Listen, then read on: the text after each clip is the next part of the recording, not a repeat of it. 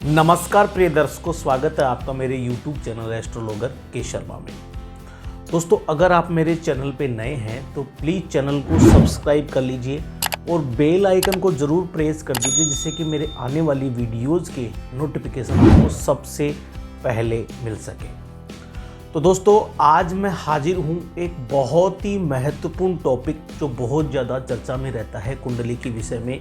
और बहुत सारे लोग ये जानना चाहते हैं कि कुंडली में जो मारक और मार्केस आखिर होते क्या हैं और इनका हमारी कुंडली में क्या प्रभाव पड़ता है, इनसे क्या नुकसान हो सकता है। तो इसके बारे में बहुत ज़्यादा क्यूरीज आने के बाद में आज मैंने निर्णय लिया कि आज मैं इसी पर एक वीडियो आपके लिए बनाऊंगा कि आखिर कुंडली में ये मारक और मार्केश होते क्या हैं। दोस्तों, मैं आज इस टॉपिक को आपको बहुत ही सरल तरीके से समझाने वाला हूं, जिससे कि ये टॉपिक आपके निश्चित रूप से बहुत ही सरल तरीके से सॉल्व हो पाएगा। तो चलिए बिना किसी देरी के आज हम इस टॉपिक को शुरू करते हैं। तो आज का टॉपिक हमारा है कुंडली में मारक और मार्केस। तो सबसे पहले मारक और मार्केस को समझने के लिए हम कुंडली में अष्टम घर को समझेंगे, क्योंकि जो हमारा अष्टम घर होता है ये कुंडली में आयु का घर होता है, यानी ये आयु का स्थान है। इसे हम आयु का स्थान कहते हैं। जो कुंडली में अष्टम घर होता है उससे व्यक्ति की, किसी भी व्यक्ति की आयु को देखा जाता है। और जैसा कि आपको पता है कि एक कुंडली में भावात भावम का नियम लगता है कि भावात भावम क्या होता है कि भावात भावम का मतलब होता है कि भाव से भाव को देखना। तो ये जो अष्टम भाव है इससे हम 8वां भाव देखेंगे तो 1 2 3 4 5 6 7 8। तो ये हमारा जो तृतीय भाव होता है ये भी आयु का भाव होता है। तो हमारी कुंडली में 2 भाव ऐसे होते हैं जो आयु के भाव होते हैं। तो कौन कौन से हो गए? एक तो अष्टम हो गया और एक तृतीय हो गया।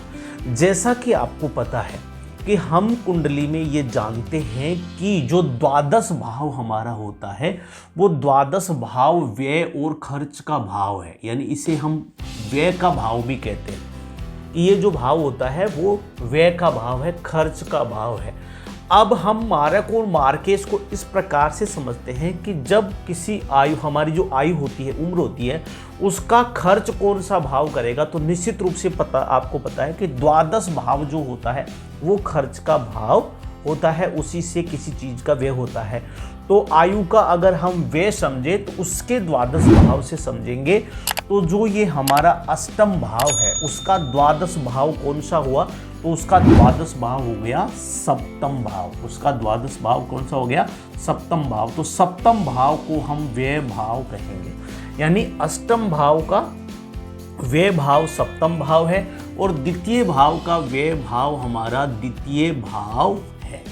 यानी द्वितीय भाव जो होता है वो व्यय भाव होता है। यानी जिससे आयु का द्वादश भाव देखेंगे तो सप्तम का द्वादश हो गया, अष्टम का द्वादश सप्तम और तृतीय का द्वादश हमारा द्वितीय भाव हो गया।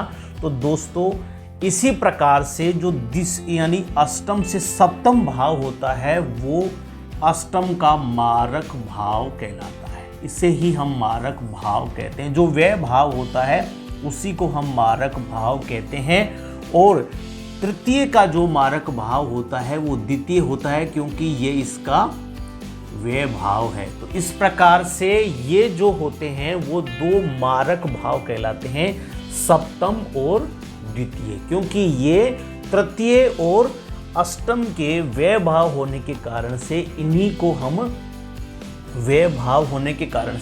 हम मारक भाव कहते हैं।